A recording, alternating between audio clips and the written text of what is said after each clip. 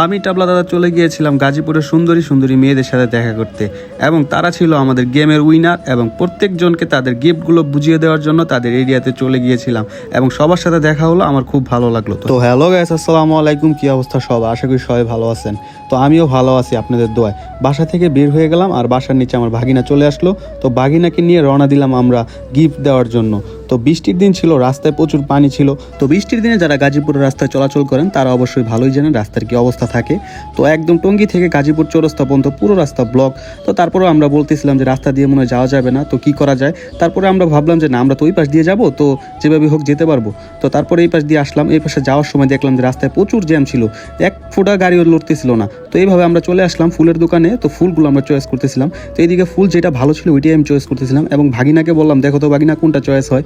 তারপরে ভাগিনা একটা দেখে পছন্দ করলো। বললাম আমাদের তো গার্লফ্রেন্ড নাই, তো এগুলো নিয়ে কি করবো। তো ফুল টুল কিনা শেষ, আমরা চলে গেলাম আমাদের গন্তব্যের দিকে রওনা দিলাম। আমি শুধু রাস্তার দিকেই ফলো করতেছিলাম, কারণ রাস্তায় যে পরিমাণে জ্যাম ছিল আমাদের তো আবার বাসায় আসতে হবে। তো যাই হোক, আমরা টঙ্গী স্টেশন রোডের উদ্দেশ্যে রওনা দিলাম, কারণ আমাদের প্রথম সুন্দরী এবং প্রথম উইনার ওইখানে ছিল। এইখানে একটা মজার বিষয় ছিল, তাকে আমরা একটা লোকেশন দিই, সেটা হচ্ছে কাজী অফিস। তো কাছে যাওয়ার পর দেখি কাজী অফিস 2-3টা, তাই তাকে খুঁজতে একটু প্যারা হয়ে যায়। তারপরেও তাকে খুঁজে বের করে তার গিফটগুলো তার হাতে তুলে দিলাম এবং খুব ভালো লাগলো। তারপরে আমরা রওনা দিলাম বড় বাড়ির উদ্দেশ্যে। আর বড় বাড়ি আসতে আমাদের অনেক প্যারা হয়, কারণ আমরা রাস্তার উল্টো পাশ দিয়ে আসছিলাম, কারণ ওই পাশে প্রচুর জ্যাম ছিল।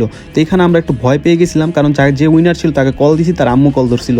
তো তারপর উনি চলে আসলো। তো যাই হোক, ওনার গিফটটা ওনাকে পৌঁছে দিলাম, আর ওনার বাসার পাশেই, তো এই জন্য একটু নার্ভাস ছিল।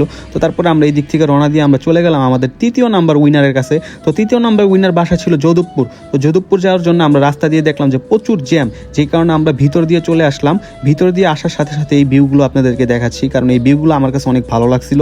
তো তারপরে আমরা কৃষি গবেষণার ভিতর দিয়ে চলে গেলাম 3য় উইনারের কাছে। তো এখানে যে আমরা কিছুক্ষণ অপেক্ষা করলাম, তার কোনো দেখা পাচ্ছিলাম না। তো এট লাস্ট অপেক্ষা করতে করতে তিনিও আমাদের মাঝে চলে আসলো। তারপরে আমাদের অনেক ভালো লাগলো যে তার গিফটটাও তার হাতে পৌঁছে দিলাম এবং বুঝিয়ে দিলাম।